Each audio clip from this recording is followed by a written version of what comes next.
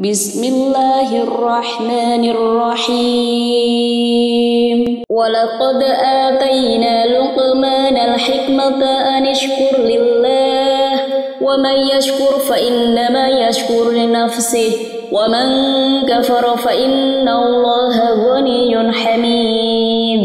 Wa idh qala Luqmanu li banihi wa huwa ya'iduhu ya bunayya la tusyrik billah inna syirka la dhulmun 'azim. Wa wasaynal insana biwalidayhi hamalathu ummuhu wahnan 'ala wahnin wa fisaluhu fi 'amaini an ishkur li wa liwalidayhi ilayyal masir. Wa in jahadaka 'ala an tushrika bi ma laysa laka bihi 'ilmun fala tuti'huma wa sahibhuma fid dunya ma'rufan wattabi' sabila man anaba ilayya thumma ilayya marji'ukum fayunabbi'ukum bima kuntum ta'malun. Ya bunayya innaha in taku mithqala habbatin min khardalin fatakun fi sahratin aw fis samawati aw fil ardi ya'ti biha Allah inna Allaha latifun khabir. Ya bunayya aqimis sholata wa'mur bil ma'rufi wanha 'anil munkari wasbir 'ala ma asabak inna dhalika min azmil umur. ولا تصعر خدك للناس ولا تمشي في الأرض مرحا إن الله لا يحب كل مختال فخور. واقصد في مشيك واغضض من صوتك إن أنكر الأصوات لصوت الحمير. ولقد آتينا لقمان الحكمة أن اشكر لله ومن يشكر فإنما يشكر لنفسه ومن كفر فإن الله غني حميد. وإذ قال لقمان لبنيه وهو يعظه يا بني لا تشرك بالله إن الشرك لظلم عظيم. ووصينا الإنسان بوالديه حملته أمه وهنا على وهن وفصاله في عامين أن اشكر لي ولوالديك إلي المصير. وإن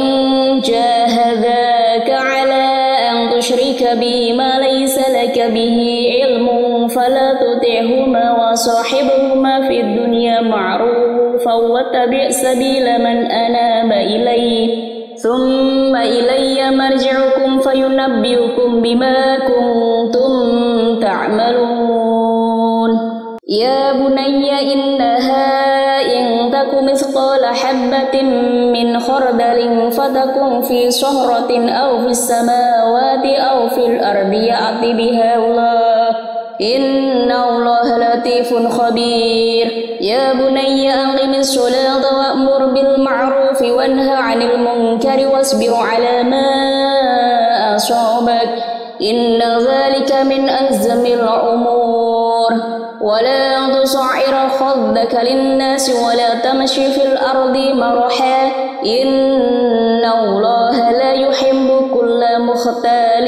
فخور. واقصد في مشيك واغضض من صوتك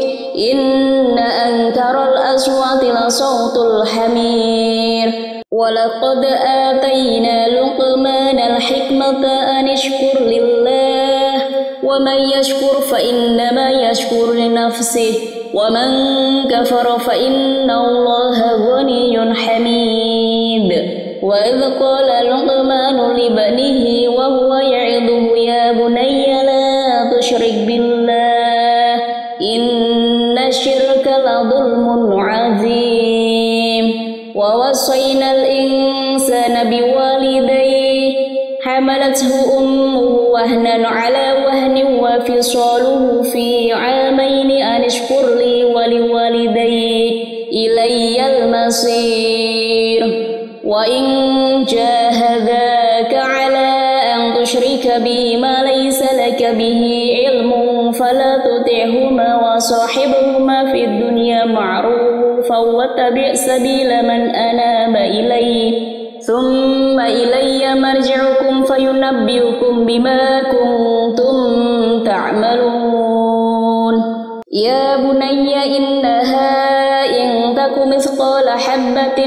من خردل فتكن في صخرة أو في السماوات أو في الأرض يأت بها الله إن الله لطيف خبير يا بني أقم الصلاة وأمر بالمعروف وانه عن المنكر واصبر على ما أصابك إن ذلك من أعظم الأمور ولا تصعر خدك للناس ولا تمشي في الأرض مرحا إن الله لا يحب كل مختال فخور واقصد في مشيك واغضض من صوتك إن أنكر الأصوات لصوت الحمير ولقد آتينا لقمان الحكمة أن اشكر لله ومن يشكر فإنما يشكر لنفسه ومن كفر فإن الله غني حميد وإذ قال لقمان لبنيه وهو يعظه يا بني لا تشرك بالله إن الشرك لظلم عظيم ووصينا الإنسان بوالديه حملته أمه وهنا على وهن وفصاله في عامين أن اشكر لي ولوالدي إلي المصير وإن جاهداك على أن تشرك بي ما ليس لك به علم فلا تطعهما وصاحبهما في الدنيا معروفا واتبع سبيل من أناب إلي ثم إلي مرجعكم فينبئكم بما كنتم تعملون يا بني إنها إن تك مثقال حبة من خردل فتكن في صخرة أو في السماوات أو في الأرض يأت بها الله إن الله لطيف خبير يا بني أقم الصلاة وأمر بالمعروف وانه عن المنكر واصبر على ما أصابك إن ذلك من أعظم الأمور ولا تصعر خدك للناس ولا تمشي في الأرض مرحا إن الله لا يحب كل مختال فخور واقصد في مشيك واغضض من صوتك إن أنكر الأصوات لصوت الحمير ولقد آتينا لقمان الحكمة أن اشكر لله ومن يشكر فإنما يشكر لنفسه ومن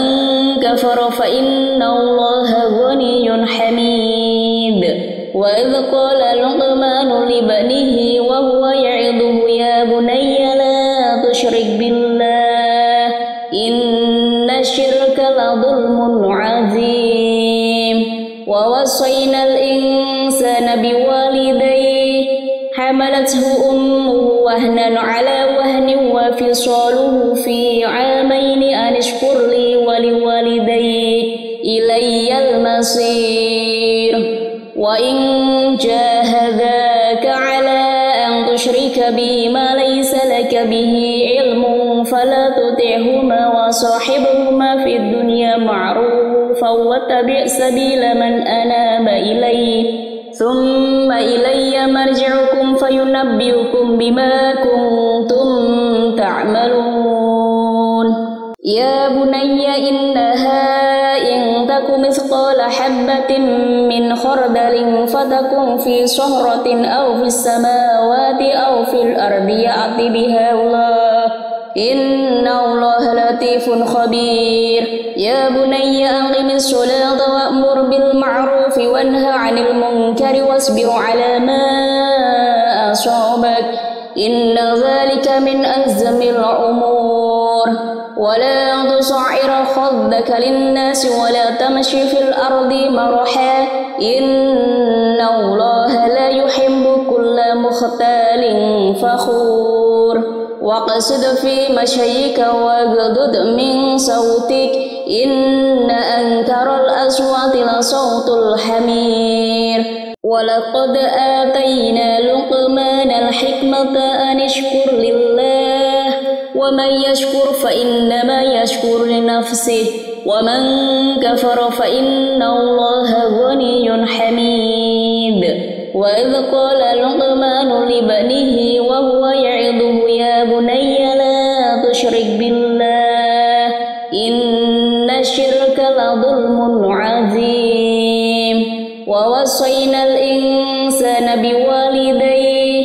حملته أمه وهنا على وهن وفصاله في عامين أن اشكر لي ولوالدي إلي المصير وإن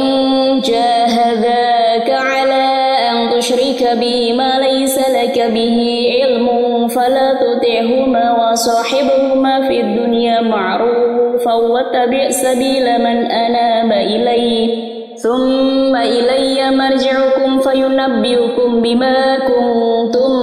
تعملون يا بني إنها إن تك مثقال حبة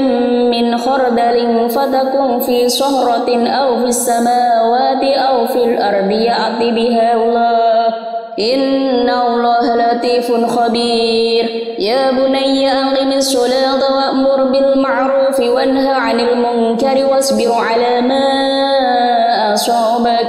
إن ذلك من أعظم الأمور ولا تصعر خدك للناس ولا تمشي في الأرض مرحا إن الله لا يحب كل مختال فخور واقصد في مشيك واغضض من صوتك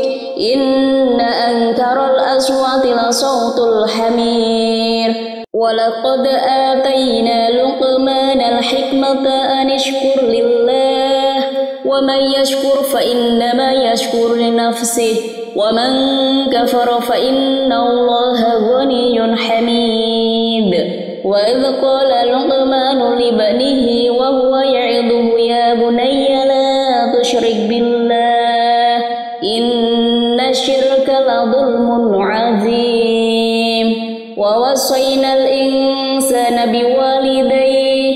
حملته أمه وهنا على وهن وفصاله في عامين أن اشكر لي ولوالدي إلي المصير وإن جاهداك على أن تشرك بي ما ليس لك به علم فلا تطعهما وصاحبهما في الدنيا معروفا واتبع سبيل من أناب إلي ثم إلي مرجعكم فينبئكم بما كنتم تعملون يا بني إنها إن تك مثقال حبة من خردل فتكن في صخرة أو في السماوات أو في الأرض يأت بها الله إن الله لطيف خبير يا بني أقم الصلاة وأمر بالمعروف وانه عن المنكر واصبر على ما أصابك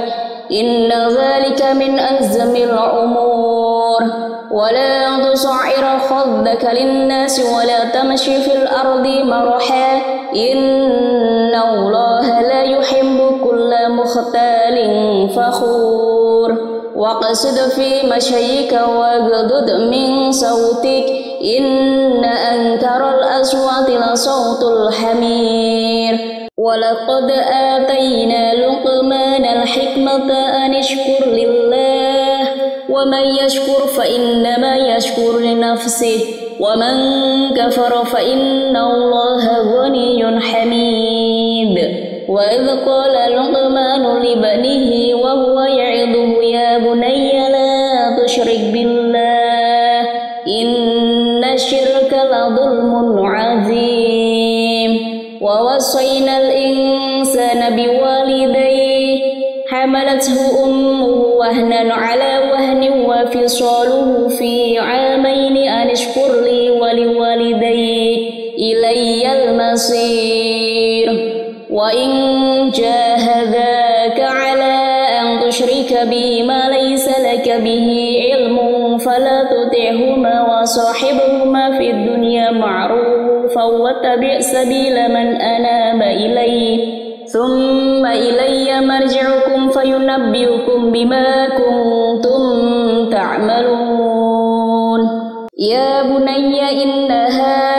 إن تك مثقال حبة من خردل فتكن في صخرة أو في السماوات أو في الأرض يأت بها الله إن الله لطيف خبير يا بني أقم الصلاة وأمر بالمعروف وانه عن المنكر واصبر على ما أصابك إن ذلك من أعظم الأمور ولا تصعر خدك للناس ولا تمشي في الأرض مرحا إن الله لا يحب كل مختال فخور واقصد في مشيك واغضض من صوتك إن أنكر الأصوات لصوت الحمير ولقد آتينا لقمان الحكمة أن اشكر لله ومن يشكر فإنما يشكر لنفسه ومن كفر فإن الله غني حميد وإذ قال لقمان لبنيه وهو يعظه يا بني لا تشرك بالله إن الشرك لظلم عظيم ووصينا الإنسان بوالديه حملته أمه وهنا على وهن وفصاله في عامين أن اشكر لي ولوالدي إلي المصير وإن جاهداك على أن تشرك بي ما ليس لك به علم فلا تطعهما وصاحبهما في الدنيا معروفا واتبع سبيل من أناب إلي ثم إلي مرجعكم فينبئكم بما كنتم تعملون يا بني إنها إن تك مثقال حبة من خردل فتكن في صخرة أو في السماوات أو في الأرض يأت بها الله إن الله لطيف خبير يا بني أقم الصلاة وأمر بالمعروف وانه عن المنكر واصبر على ما أصابك إن ذلك من أعظم الأمور ولا تصعر خدك للناس ولا تمشي في الأرض مرحا إن الله لا يحب كل مختال فخور واقصد في مشيك واغضض من صوتك إن أنكر الأصوات لصوت الحمير ولقد آتينا لقمان الحكمة أن اشكر لله ومن يشكر فإنما يشكر لنفسه ومن كفر فإن الله غني حميد وإذ قال لقمان لبنيه وهو يعظه يا بني لا تشرك بالله إن الشرك لظلم عظيم ووصينا الإنسان بوالديه حملته أمه وهنا على وهن وفصاله في عامين أن اشكر لي ولوالدي إلي المصير وإن جاهداك على أن تشرك بي ما ليس لك به علم فلا تطعهما وصاحبهما في الدنيا معروفا واتبع سبيل من أناب إلي ثم إلي مرجعكم فينبئكم بما كنتم تعملون يا بني إنها إن تك مثقال حبة من خردل فتكن في صخرة أو في السماوات أو في الأرض يأت بها الله إن الله لطيف خبير يا بني أقم الصلاة وأمر بالمعروف وانه عن المنكر واصبر على ما أصابك إن ذلك من أعظم الأمور ولا تصعر خدك للناس ولا تمشي في الأرض مرحا إن الله لا يحب كل مختال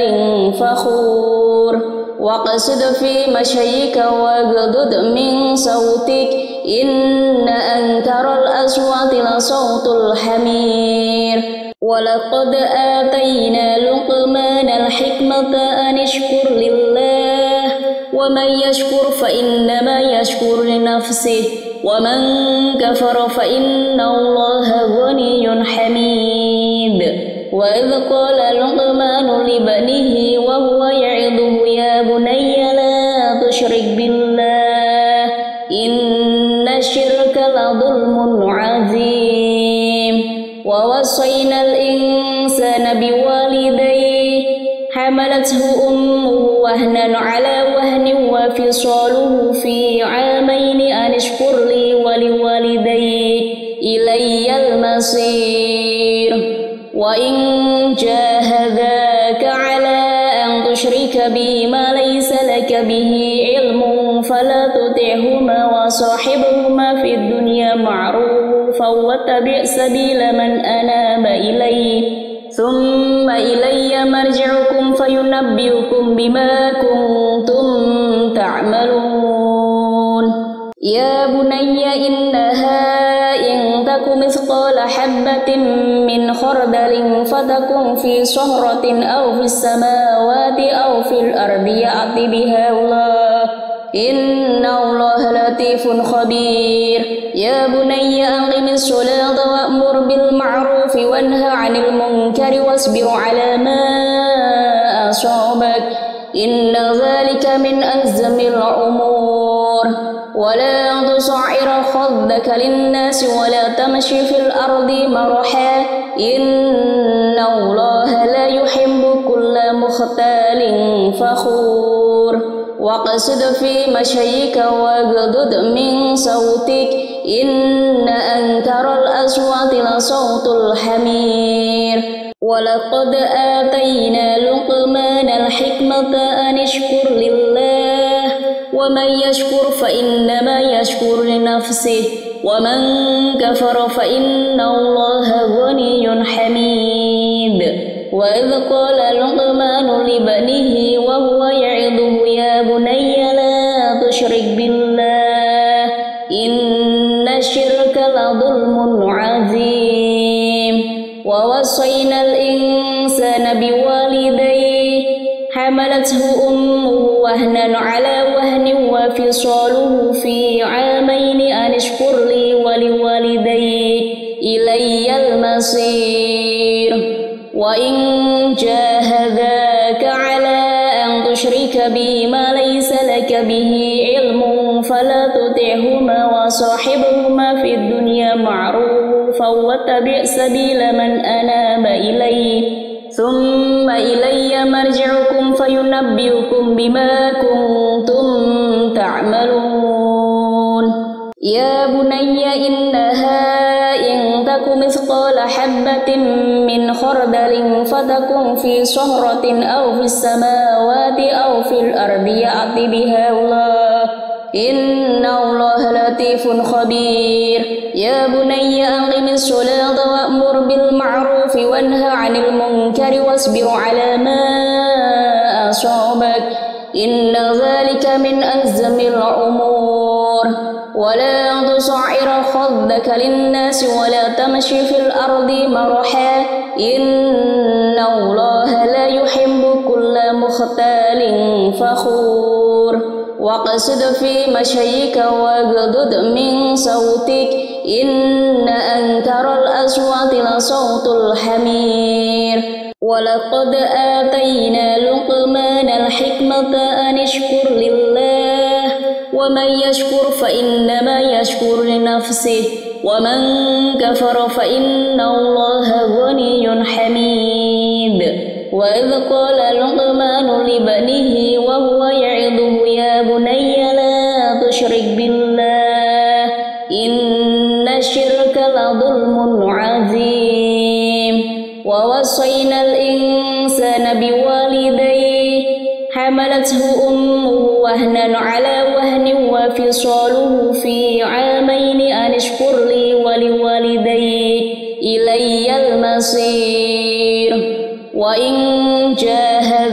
جاهداك على أن تشرك بي ما ليس لك به علم فلا تطعهما وصاحبهما في الدنيا معروفا واتبع سبيل من أناب إلي ثم إلي مرجعكم فينبئكم بما كنتم تعملون يا بني إنها إن تك مثقال حبة من خردل فتكن في صخرة أو في السماوات أو في الأرض يأت بها الله إن الله لطيف خبير يا بني أقم الصلاة وأمر بالمعروف وانه عن المنكر واصبر على ما أصابك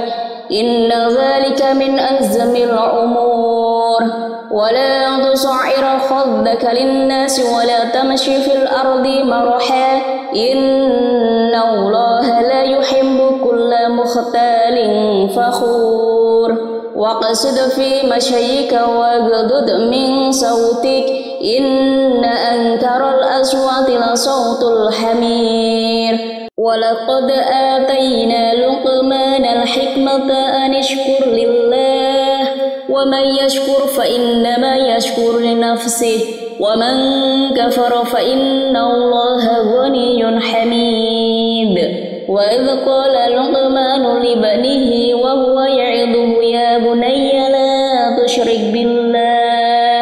إن الشرك لظلم عظيم ووصينا الإنسان بوالديه حملته أمه وهنا على وهن وفصاله في عامين أن اشكر لي ولوالديك إلي المصير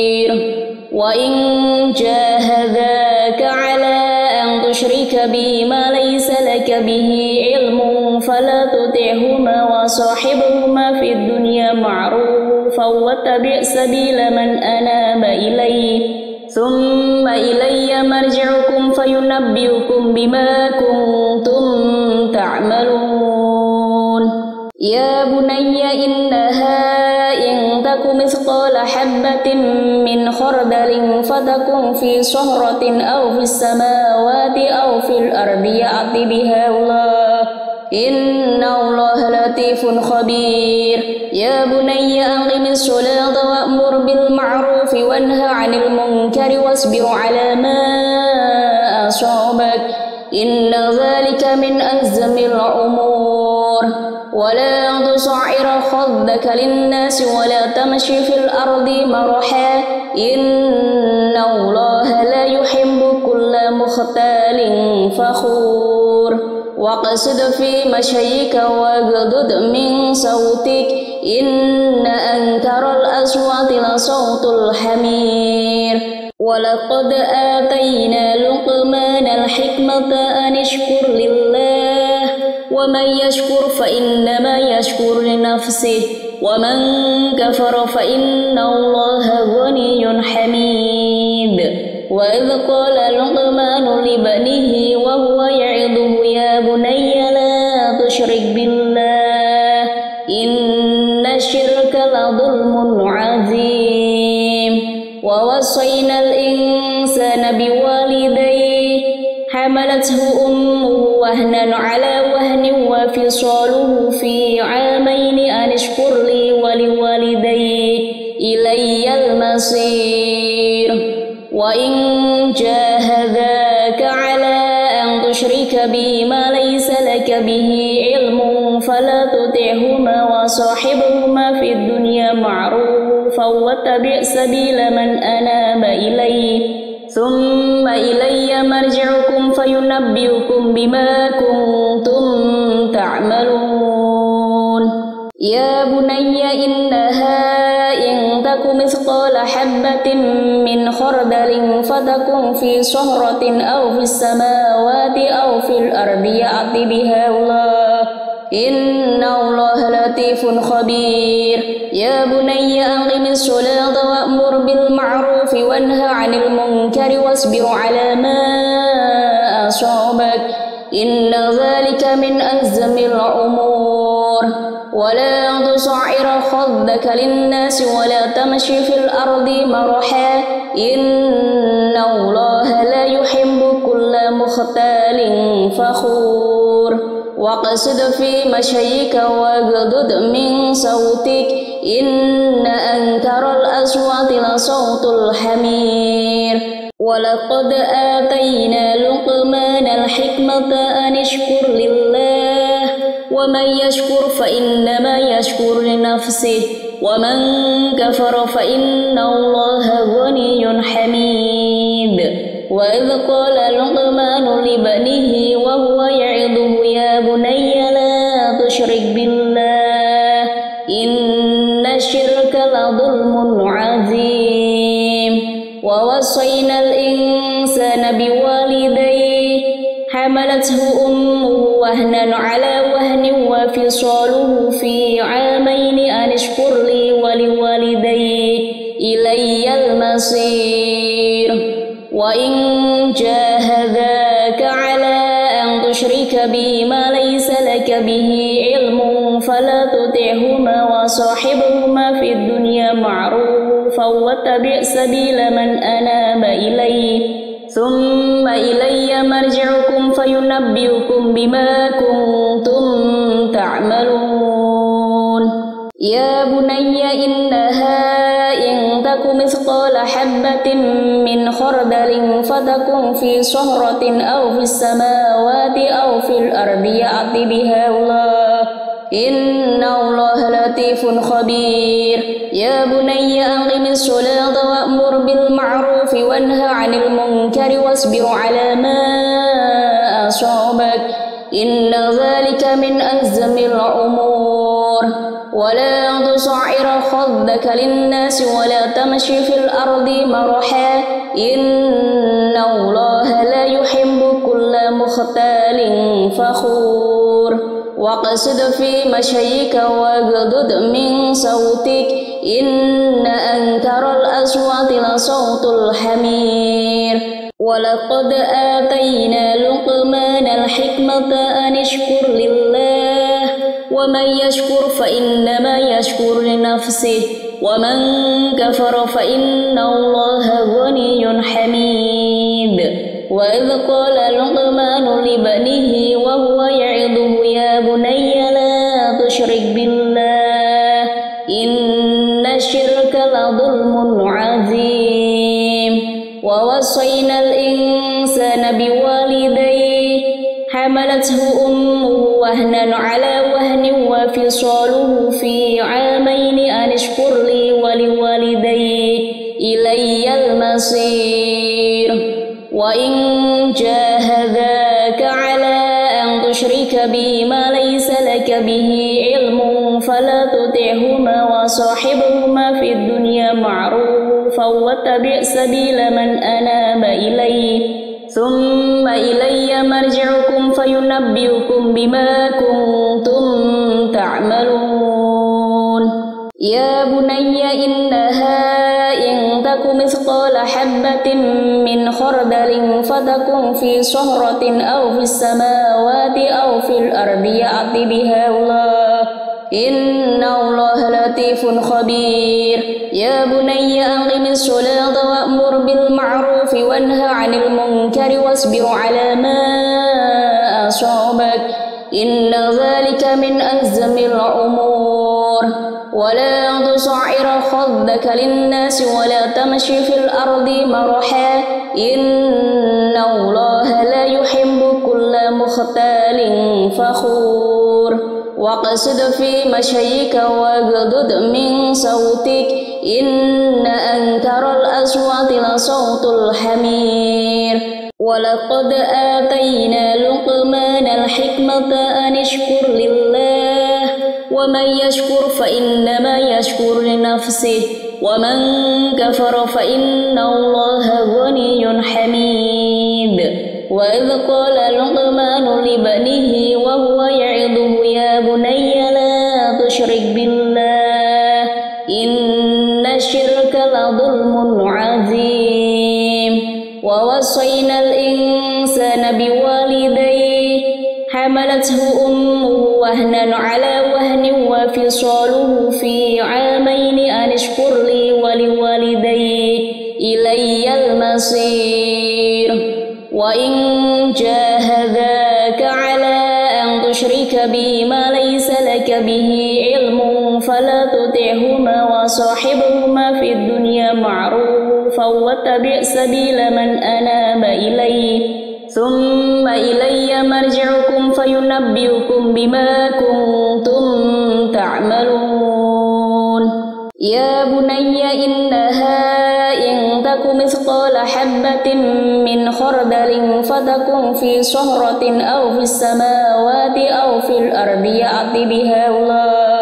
إن الله لطيف خبير يا بني أقم الصلاة وأمر بالمعروف وانه عن المنكر واصبر على ما أصابك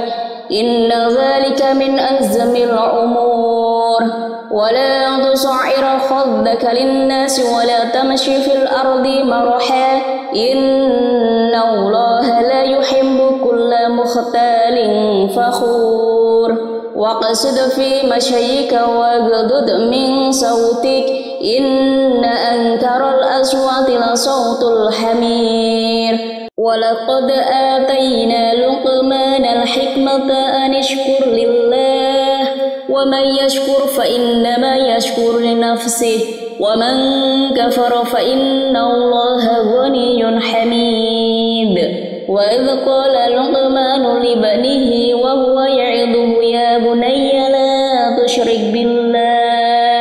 إن الشرك لظلم عظيم ووصينا الإنسان بوالديه حملته أمه وهنا على وهن وفصاله في عامين أن اشكر لي ولوالدي إلي المصير وإن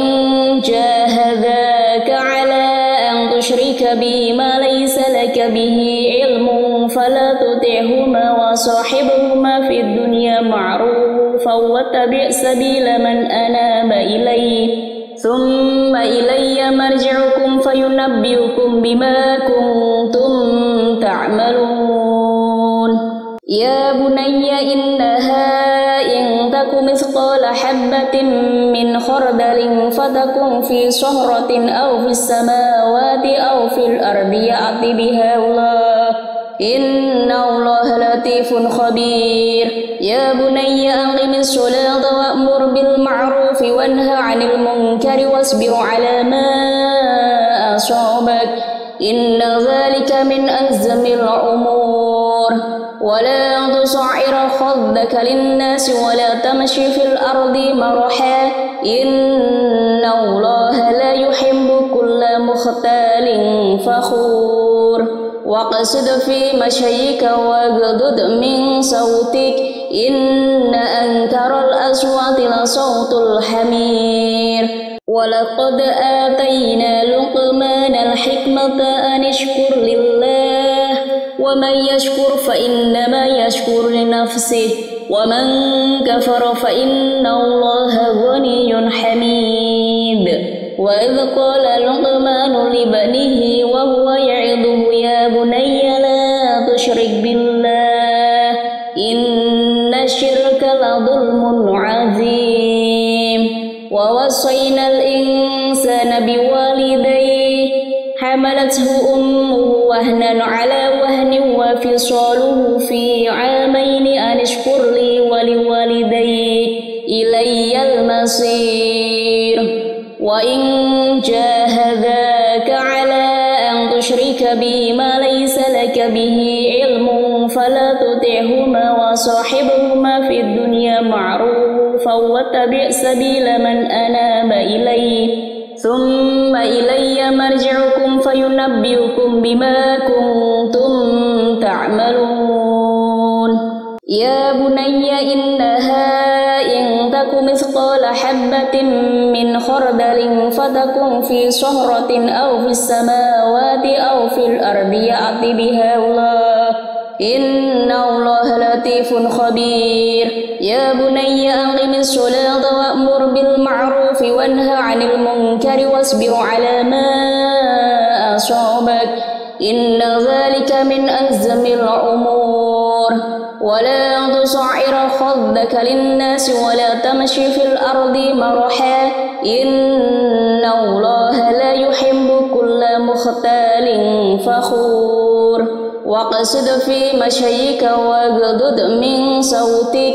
إن أنكر الأصوات لصوت الحمير ولقد آتينا لقمان الحكمة أن اشكر لله ومن يشكر فإنما يشكر لنفسه ومن كفر فإن الله غني حميد وإذ قال لقمان لابنه وهو يعظه يا بني لا تشرك بالله إن الشرك لظلم عظيم ووصينا الإنسان بوالديه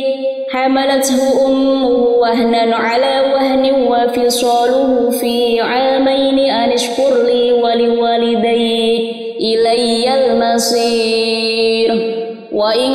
جاهداك على أن تشرك بي ما ليس لك به علم فلا تطعهما وصاحبهما في الدنيا معروفا واتبع سبيل من أناب إلي ثم إلي مرجعكم فينبئكم بما كنتم تعملون يا بني إنها إن تك مثقال حبة من خردل فتكن في صخرة أو في السماوات أو في الأرض يأت بها الله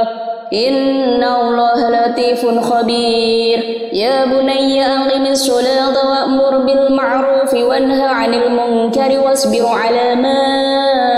أصابك إن ذلك من أعظم الأمور ولا تصعر خدك للناس ولا تمشي في الأرض مرحا إن الله لا يحب كل مختال فخور واقصد في مشيك واغضض من صوتك إن أنكر الأصوات لصوت الحمير